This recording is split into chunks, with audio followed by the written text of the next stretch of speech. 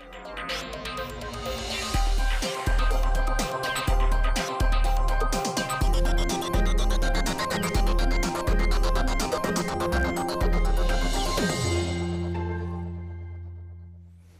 evening and สวัสดีครับ I'm Thep Chayong. I'm Natha Gomonwatin. We are on Facebook Live for the program Thai PBS World. We are here every Thursday at 6 o'clock and we bring you updates, especially in politics. This is the weekly English news program of Thai PBS World. We bring you insight into major events that happen over the week. Yes. And of course, the past 1 week has been very eventful as far as politics is concerned. Yes. And new parties was unveiled and some new leaderships who will be taking charge into the election have also been unveiled. So we can have a better picture now as to who, as far the personalities in politics is concerned, that who will be playing a key role in the upcoming election. Yes, especially we have to trace back to last Saturday with the announcement of the executive committee of Phalang Pracharat party, and that's concerning 4 incumbent ministers. So let's take a look who have already announced to join the party. So this is a party that has been under the spotlight for the past few weeks now. So finally, the party was officially unveiled. And these 4 people, they are members of the current cabinet. Yes. And they seem to be in the hot seat right now because of their presence in the new party. Yes, it's very controversial because they have announced they join on the stage. It's like formally announced that they will be part of Phalang Pracharat party. But the key question is why they don't resign from their current post. I think there has been a question of possible conflict of interest and role conflict. These 4 people, of course, Kun Uttama, who is the industry minister, Kun Sontirat, the commerce minister, Kun Suvit, the minister of science, technology, and Kun Gapsak, minister of the PM office, they are incumbent cabinet members. So critics believe that by retaining their current portfolios of the government, they would have unfair advantage over other politicians who will be competing in the election. So the past 1 week has seen mounting call for them to review their role. In short, they want these 4 people to resign from the government so that they won't have any unfair advantage over other politicians. Yes.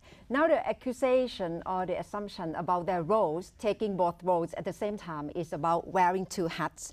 Of course, there are reasons to support their decision to be remaining in the ministerial post and to take new job at Phalang Pracharat party. So let's take a look at their own reason.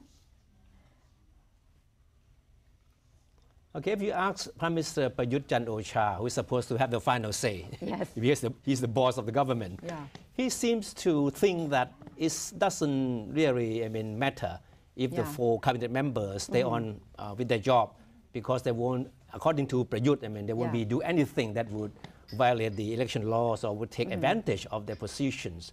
So he described their continue staying in the government as a personal matter, and there's no need for them to resign. In addition to General Prayut, comment from Kun Somkit Jatusipitak, Deputy Prime Minister, he also said that it's not illegal for incumbent minister to stay in the post and to be executive committee of Phalang Pracharat party at the same time.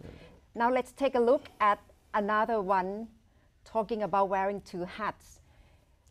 Kun Sontirat Sontijirawong, the commerce minister. Of course, the critics want these 4 people to sort of to set a good example in not having a conflicting role. But according to Kun Sontirat, he believed that staying on and performing his duty, he would try to set a standard, above the standards set by the previous politicians, the governments. Yes, and of course there are the view which not totally agree with this view of supportive of wearing 2 hats. Let's take a look at a view from Future Forward Party, Dr. Piyabut. He said every party should be treated equally. I'm sure that the pressure for the 4 cabinet members to resign will be mounting in the coming weeks. And that probably explains why General Prayut hasn't really made clear what his plan is. Just imagine, I mean, Kun Prayut being in the shoes of these four people, yes. saying that I'm going to jump into politics, I'm going to align myself with this party, and just imagine what kind of reaction would be from his opponents. Yes, we have been following about his movement, his decision quite closely, and we are still waiting for his confirmation. And of course, last week, another party stole the limelight. Yes. With the sort of unveiling of the leadership of the Future Forward Party. Yes, and he will be special guest of our program tonight, Kun Thanathorn Juangroongruangkit, to talk about his policy. But let's take a look at another plate of wearing two hats. Okay. Let's take a look at another plate of the perspective on wearing two hats. The deputy spokesman of the Democrat Party has a very interesting statement to make about the four cabinet members retaining their positions, because there are fears that they will abuse their positions in the government to take advantage of other political parties. So Kun Ramed, I mean, try to emphasize the need for these people to come clean with the role by saying that if they don't really stick to the principle, then they would not be setting a good example of good governance. Yes, so that's the major move by Phalang Pracharat party, which is one big party for this election. Let's take a look at another party, which Thai people are quite used to the name, Phumchai Thai Party. Now we have been focusing mainly on major parties like the Democrat Pheu Thai.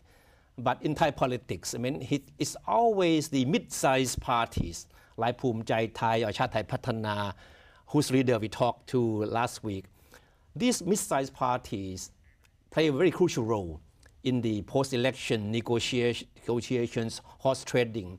In fact, mid-sized parties will be the real kingmaker. Yes, and that's the key role of Phumchai Thai along the way in politics, because they will just tend to wait until last minute and make a decision to jump and to join in coalition party of the government. This Phumchai Thai party is closely aligned with the members of the Chitchop clan, I mean, whose political bastion is in the northeast in Buriram province. Kun Anutin Chanvirakun, who is the leader of Phumchai Thai party, has made it clear that he doesn't aim high. He's not looking at winning sizable numbers of seats. He says something like, I mean, in the 30s. I mean, it would be enough. I mean, to position his party to be in a position to really be part of the next government. Yeah. So that's the landscape of the election, upcoming election. And now let's take a look at the policy of Future Forward Party under the leadership of Kun Thanathorn Juangroongruangkit. And after this, we will talk to him. Yes. Look at some of the key platforms that the Future Forward Party have put forward. And Kun Thanathorn will be joining us to talk about. Yes, so that's the policy. Now, let's invite Kun Thanathorn Juangroongruangkit to join us. He's now in the studio. All right. So that's some of the policy set out by Future Forward Party. Okay, Kun Thanathorn is in the studio with us. Kun Thanathorn, welcome, and thank you very much for joining us. Thank you for joining us. Thank you for the invitation. You're welcome. Kun Thanathorn, you enter politics only in March this year, right? Yes. A newcomer. Actually, no. No, but formally. Yeah. No, but it looks like you have been making more headlines. You have been getting more attention from the media, more than any other politicians. Are you happy with the attention for the media so far? The coverage. You are happy with it? I would like to thank all the media outlets to give us the opportunity. And yes, we are quite happy with the position we are right now, because you know what? In March, when we decided to go for it, we haven't thought that we would have come this far in just the period of 6 months. So It's what happened? beyond What beyond happened our then? positive. It's beyond our Even beyond your most expectations, positive yeah. prediction. imagination. Yeah. And so you ask why, right? I think our message resonates with the people. You know, people fed up with what's going on in the Thai politics. I see. And I think they demand change. And that's obvious. Okay. I've been to some 44 provinces over the last 4 months. And this is the message we get. Change. They want to see hope. They want to see new things in Thailand. And that's somehow our message. Because personally, in my lifetime, I'm 40 years old this year. In my lifetime, I have gone through 5 coup d'etat attempts. And our message is very simple. No more coups. No more coups. Enough. Enough is enough, right? So, and people just realize that military intervention cannot solve problems, right? So they realize this, and this government has demonstrated this clearly, very clearly.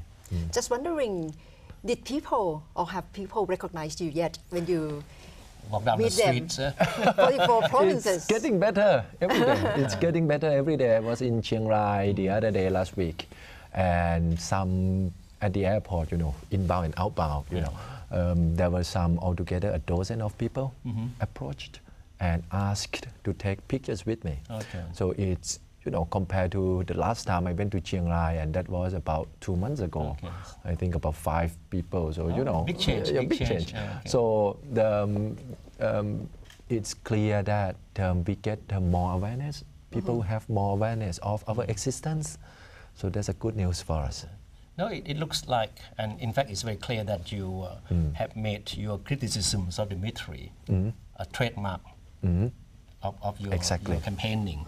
And in New York, when you went on stage for the Concordia annual summit, you made a very strong point about the military. You said that you blame the military for the so-called vicious circle in Thailand, democracy, coup, chaos, and things like that.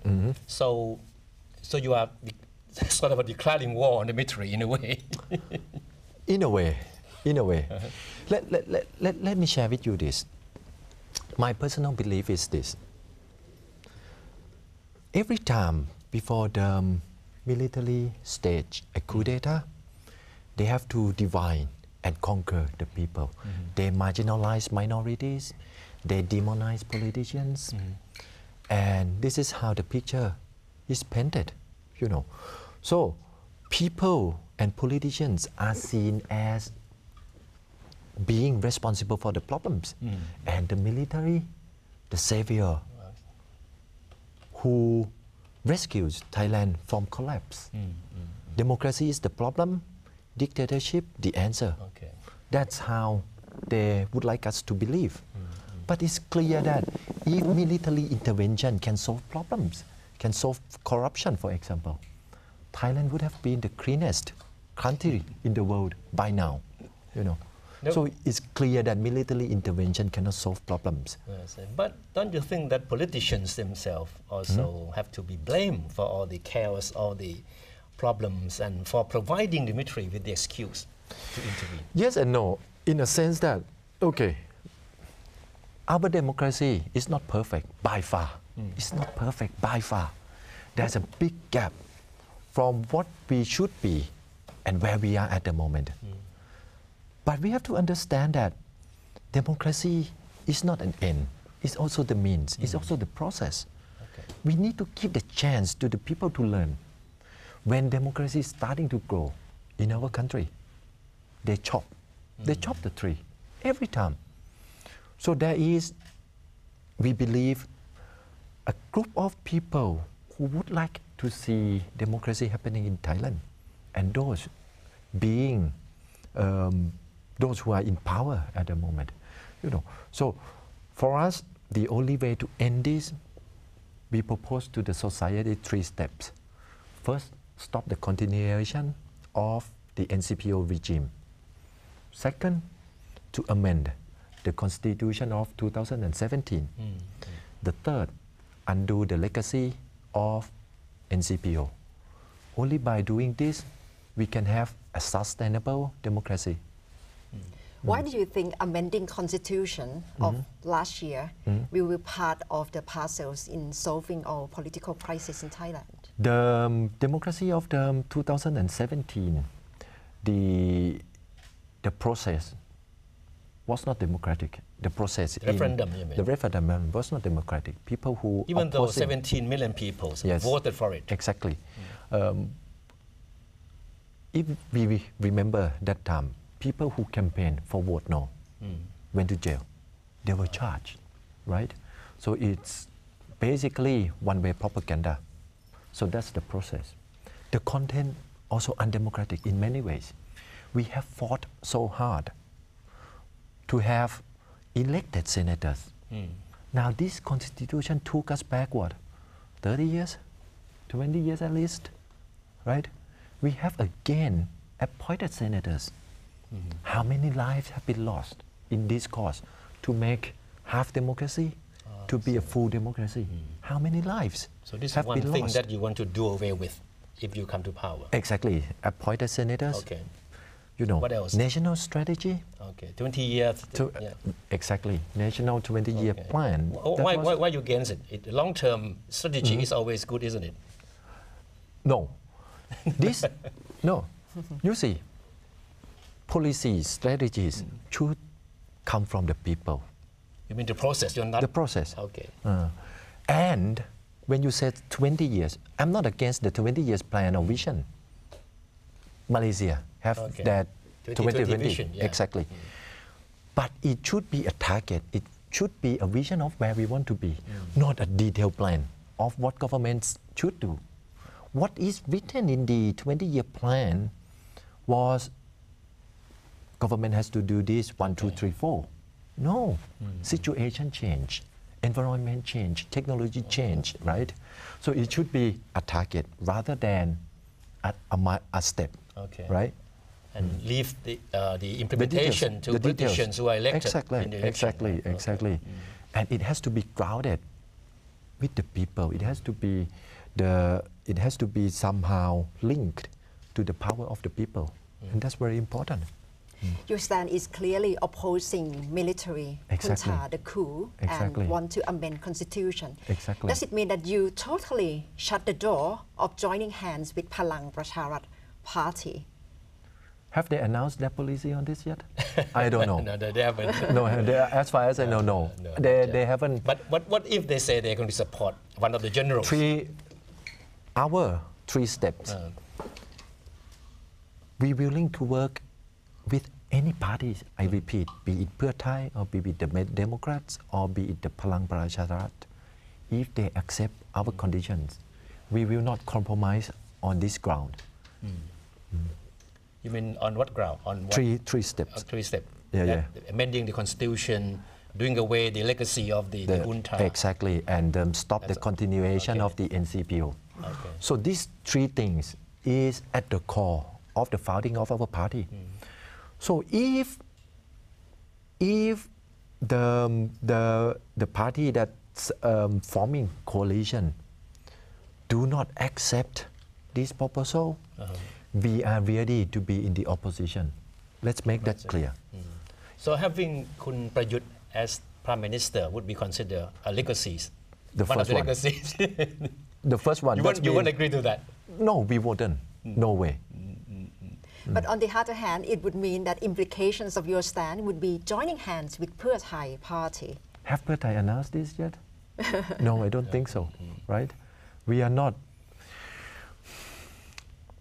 If possible, I know it's a big ask, but political parties should announce their intention about the constitution, about the legacy of the NCPO, about whether they support Kun Prayut as the next Prime Minister.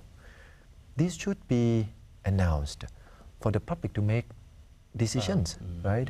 So if possible, I would like to ask all political parties to be clear on this, because you know what? The only reason I could think of that they don't announce, they don't make it public their intention, is because they want to be in power regardless of who's controlling the majority, be it Pheu Thai, be it Democrats, they want to be in power. Here's the thing, here's what makes us different. Power is not what we seek. What we seek is change. So power that cannot bring about change is not what we seek. We have been seeing you on international stage like World Economic Forum in Hanoi, Vietnam, and then you joined Concordia in New York. You have met Prime Minister Justin Trudeau, and now you are planning to travel to the UK to give a speech at the RSC. Europe and UK. Yes. Why is that? Why so suddenly Thanathorn has been very much in demand in international stage? I don't know. I think foreigners, foreign medias, they want to understand a bit of how our society gonna be after the election. I think in the UK, I'm traveling to the UK this Sunday. So in London, Monday next week, we will be giving the interview with BBC. I will be giving the interview with The Guardian. I will be giving lecture at LSE. I think the academics at the LSE who interested in ASEAN would like to hear from us. What's our vision? Not only domestically, but our foreign policy as well. So I think those are the focus. Yeah, I'm sure you'll be repeating your stand on bring democracy back as soon as possible, no military involvement. That your message it will be repeating in every forum, I suppose, right? Mainly, however, since we have announced our vision last Monday, which is Thai Song Thao, we will also be speaking of our vision as well. So I think the phase has already been shifted. I mean, for our party, from the beginning to now, what we talk is what we believe about democracy, about human rights, right? So, and that was intentional in a sense that we want to make our brand identity strong. We don't want people to confuse. So the first 6 months, we're not talking about education. We're not talking about transportation. We didn't talk about agricultural policies. Those policies we intentionally keep away for the time being. But now I think election is approaching, so it's time to shift. So you will be hearing us. You will be hearing more from us talking about these policies. That's how we want to move ourselves forward. Once our brand identity has been strong enough that people don't get confused. So what is your brand identity now? It's about democracy. It's about power belongs to the people. That's what we believe. Okay. So how would you translate this into English, Thai Song Thao?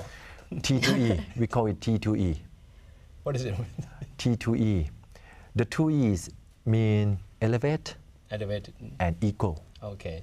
Okay. Kun Thanathorn, you have announced that Thanathorn Juangroongruangkit is ready to become Prime Minister of Thailand. So what kind of leader would you be? Hands-on, hands-off, decisive, compromising? Like I said earlier, again, being a Prime Minister is not my dream. My dream is to see Thailand change for the better. And that's very important. So, in order to do that, the leadership I would like to be is to be the one who ready to confront whatever forces standing against democracy in this country. Not to compromise, not to yield. Okay. You mean you are concerned that even after election there will be some forces around that will try to derail the return to democracy? Exactly. Who are these people? Who are these people? I think it's more like a network. It's you see, what I said about democracy, about human rights, if I say in the West, in the developed world, these things they already take this thing for granted already. You know. But when I talk about democracy, sustainable democracy in Thailand, human rights in Thailand, I'm a radical. I'm very surprised, utterly. It should be a normal thing in any democracy, right? When I talk about this, I'm a radical in this country. And it's actually, no, it's something very simple, something very basic. Democracy, liberal order, human rights. These things are the bedrocks of the developed world, right? So, why? Speaking about these things, pushing for these things to happen in Thailand is a radical. It's because conservative forces take a very deep root in this country. So to answer your question, who are these people? Those who benefit from Thailand being a conservative society, those who benefit from the current structure of power and society. They want to maintain the status quo because the status quo gives them all the economic power, political power, and that's why they want to hold our country back. And politicians are supposed to be part of this network also? Some of them, some of the politicians who benefit from association status quo. With the status quo, right? I'd like to pause here a bit because we have got so much feedback for you, because we asked audience to participate in our polling. We asked whether you agree that the constitution should be rewritten. You can just say yes or no. It's the question that we got from very innovative. your policy, because we just want to hear more from our audience. And you discussed the role of being Prime Minister, what the role you would like to be, you take as Prime Minister. And we saw your photo taking picture very closely with Prime Minister Justin Trudeau. What was his wish to you? What was his experience sharing with you as the Prime Minister? He gave us hope. He gives up mental support. That's what we discussed. I was surprised. I think he did his homework well. So when we met, he kind of understand who we are, what our party stand for. So he understands this. So it was a brief meeting. We talked only like 5 minutes, and these 5 minutes he lent us his mental support. Do you see him as your role model as well as young Prime Minister? No. Not all. I like some of his policies. I like some of his doing. For example, he's unbiased when it comes to promoting women's rights, right? He's very famous for this, and we all know that around the world, women have less access to political posts, to big business jobs. These basically go to men. Right? So I like this. I like how he promotes the rights of the indigenous people in Canada. For most people who may not know about your background, they would think that you're a newcomer, a businessman turned politician, right? But in fact, you were involved in series of activism, even during your students' day, right? And you're also involved in some social issue. But basically, you don't have any political experience in the Thai political sense, right? Is that good or bad? That's good and bad. But when offsetting each other, I think the good wins. In the sense that founding this, let's start with the bad first. We don't have the networks. We don't have the ground networks. We have nothing basically. We started at the very beginning, we started with just 3 people. And at first, when I asked people to join us, they said, impossible, you cannot do this. We talked to so many people at the first month of this year, and most of the responses was a rejection, basically. They thought it was a mission impossible. Exactly. So we don't have the reputation, we don't have the ground network, we know nothing about politics, and so it's kind of building everything from ground zero. So that's the bad. It's make us we have to work harder than others to bring this happen. You know, the good is because we build it from ground zero, we can be very innovative. We are not bounded by legacies of the people. Baggage. Exactly. So, and when young people, energetic people gather, it's all about innovation in building a new party. And it allows us to do what we truly believe.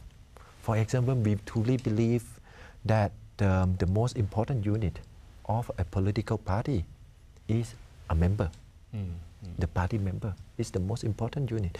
That's why we design our party to give the power to the members, right? And we can do this just because we are a new party. How would it be different from recruiting members from other You see, for example, parties? I give you some example, just one example. I have many, by the way. Just one example. We will have a provincial working committee, elected by the members of that province. And we will have the MP candidates. For other parties, the MP or the MP candidates are basically the working team of the province, right? So when an MP move camp, this province for that party become vacant, no working team. So we design it in a way that there is a working team, provincial working team, and an MP. MP is the one who party members elect to work in the parliament. But the working committee, provincial working committee, stay in the province. Work with the people. Work with the people, continue to work with the people after the election. You have already started this procedure. 77 provinces. We have this provincial working committee already. So, because we believe that our mission is long term, and we need a party that is sustainable and ground solid.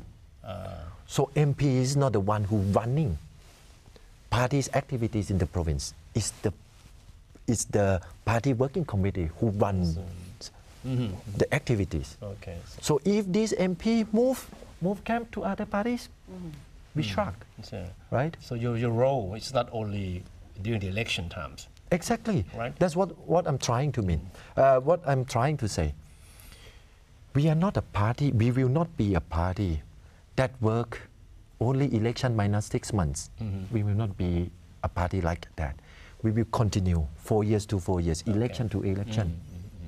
Every year we will continue to work with the people in the province to sell our ideas, our ideologies, to expand our network of membership. I see. You know. So it looks like you want to portray yours not as a political party, but more as a movement. A movement with structure. A movement with structure. Movement that involves people. That's right. Not just politicians. That's right. How do you see the power of social media this time in Thailand for this election? Because this is the first election in the past 7 years, and it's coming up with the growing of the social media. How do you see the power of people using social media? Social media allows us to reach millions of people at no cost at all, right? So that's I think it gives us the power to go beyond the limitation of the traditional media outlets. We are quite satisfied with what happened in social media. For example, my Facebook fan page, we started it in early April. So, and now 6 months, 5 months. Each month we got 1.2 million engagement. Wow, That's a lot. that's impressive. At the followers of about 100,000. 100,000 people give us 1 million, 1.2 million to be precise. 1.2 million engagement. And that's we we wouldn't be able to come this far without social media. But is that your only strong hope to be voter for you, the power from social media users? No. Like I said, I've gone to 44 provinces already. Doors, huh? In each province that I went, we met local business people, we met local politicians, we met teachers, students, indigenous people, we met a lot of people, a lot of groups of people in those provinces. So no, we are not working online only. And like I said, in the past, it took us 5 months to set up 77 working provincial working committees, and it took us only 5 months to do this. We today have 8,000 online volunteers. Imagine that, 8,000 online volunteers. Are most of them young people?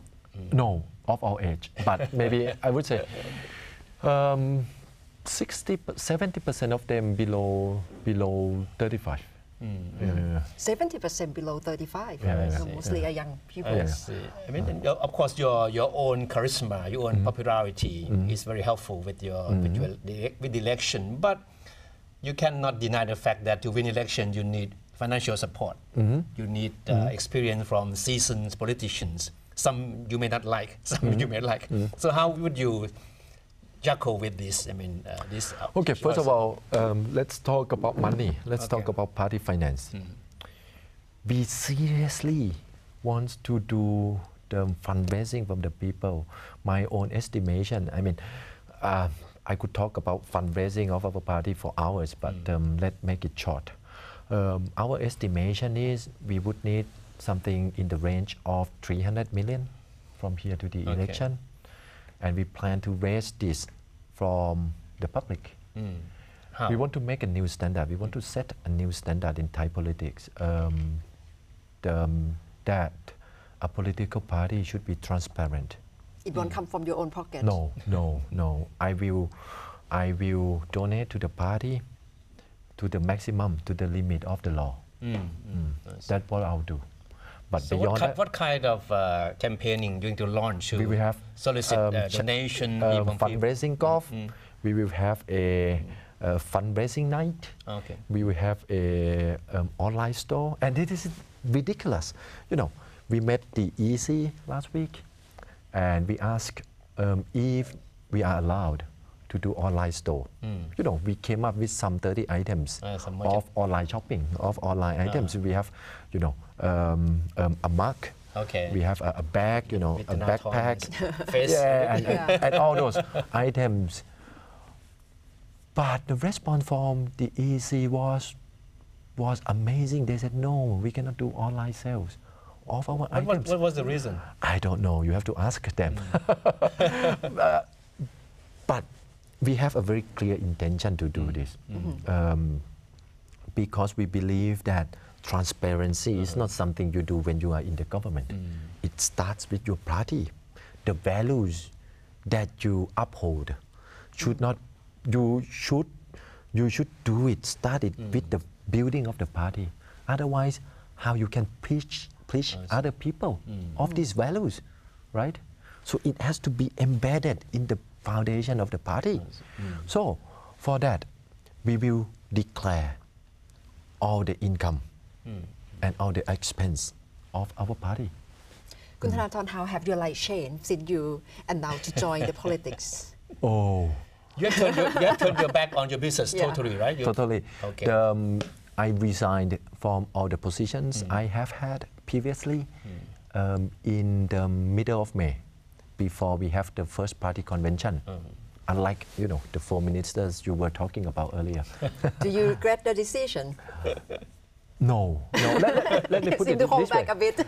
You still have time to change your mind. We have come too far Not now. too late. We have come too far now. We believe, I personally believe that somebody has to do this. Somebody has to fix this country. What was the turning point that made you stand up and say, I have had enough, I have to do something? The end of last year, the fourth quarter of 2017. Ajahn Piyuwut and I, we sat down together and we discussed about the future of our country. And we said, well, look, if we have only two major parties in the election, you cannot change. When one party said one thing, half of the country doesn't believe. And when the other party says something, the other half do not believe. So how you can reconcile this? How you can bring about progress in this country? And to be, I don't know, none of them could represent our dreams. A dream of seeing a sustainable democracy in this country. So that's why we said, okay, nobody gonna do this. Let's do this ourselves. And no way to stop you. Nothing can stop you for now. I don't know. We have to see. I don't know. It's too early. It's too soon. Our journey has just been what, 6 months, 7 months. You know, if you count May, when we have the first convention of our party as the starting point, the journey has been what, 4.5 months only. I know you have been asked a lot about your stand on Kun Thaksin Shinawatra, right? So what do you think you have learned from Kun Thaksin experience? Transparency, participation. That's something that he didn't have. He didn't promote, he didn't try to push for, right? For example, you know, his wealth, how he managed his wealth when he entered political office. That's the lesson I learned from him. In my case, I will put all my assets in the third-party trust, and to make public see that the management of my wealth will be done by the third party.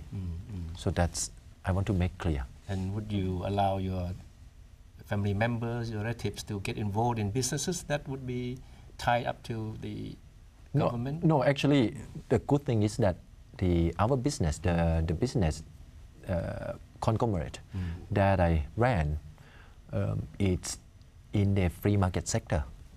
No protection from the government, no concession from the government that allows me to be who I am today. So you're confident you can stay away from those potential conflicts? And actually, I'm not in the board. I'm not running the business entirely. Since the day I walked out of the company, I have never gone back. Even again, I have never met any executives of Thai Summit Group from the day I left the company anymore. So I want to be totally separate from the company. So this is a lesson I learned. For family members, this is also the lesson I learned. Please stay away from my party.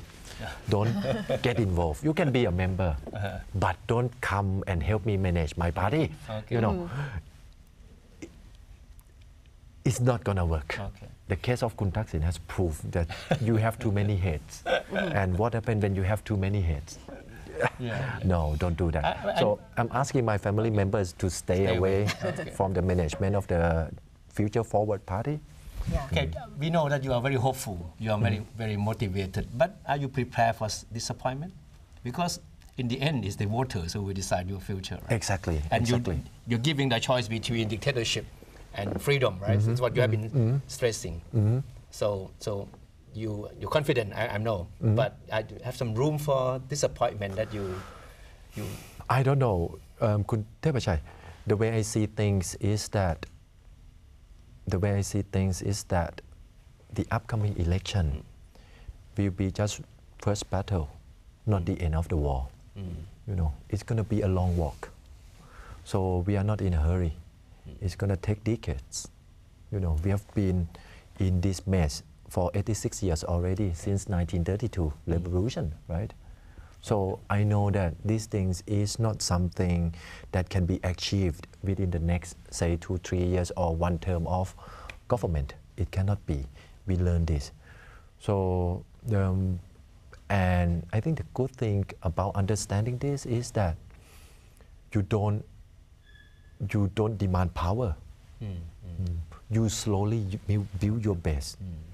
And when your base is big enough, when there's when millions of people believe in our party, then we can be elected to the office proudly.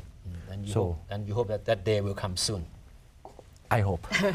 All right. So we shall see how Future Forward Party will do for this election. Thank you very much, Kun Thanathorn, for ขอบคุณ joining ครับ us. ขอบคุณครับคุณนัทธา ขอบคุณค่ะ ขอบคุณครับ ขอบ คุ คุณ ณ เท ค่ะ พชัย Thank you And very we have much. the result of the poll that we asked you, the audience, whether you think the constitution should be rewritten, and 93% say yes, Ah, only 7% say no. Wow, surprise.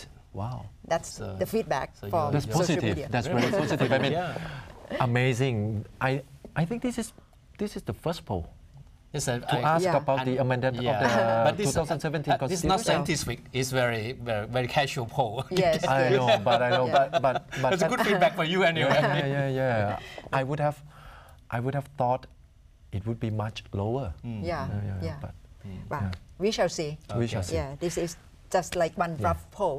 Yeah. And today we will end the program with good quote from Lena Maria Vendelius. She is a lady who was born with only one leg, no two arms, and one developing left leg, but she has very good thought for her life, and she also a singer. So we will say goodbye with her song, I'm So Happy.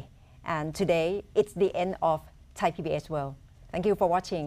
สวัสดีค่ะ สวัสดีครับ ขอบคุณครับ ขอบคุณครับ ขอบคุณครับ ครับ Every person have so many possibilities, but more often we just see what we cannot do and we complain about the things we don't have, or we see what we put our focus on the things we don't like, or we complain and we kind of not cherish what we have.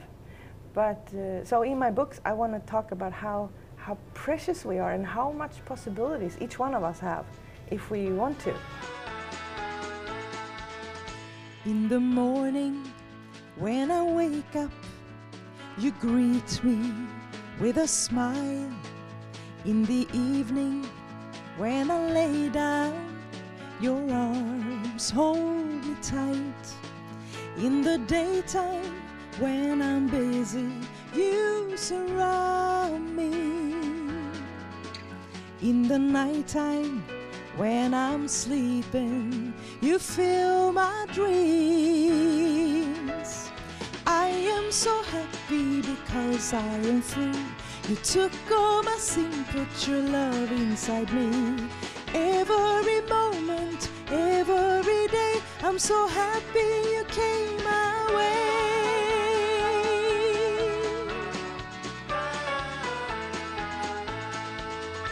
When my life is filled with trouble and my heart filled with fear, you surround me with your promise, you'll always be near.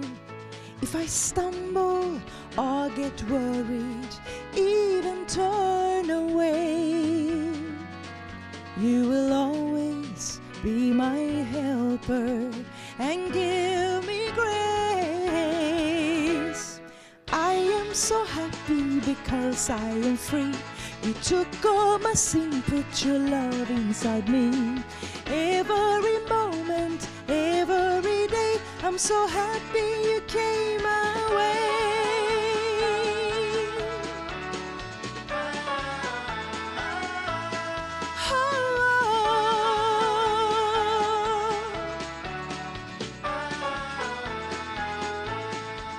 I'm so happy, happy. I'm so happy you came my way. I am so happy because I am free. You took all my sin, put your love inside me. Every moment, every day, I'm so happy you came my way. I am so happy because I am free. You took all my sin, put your love inside me. Every moment, every day, I'm so happy you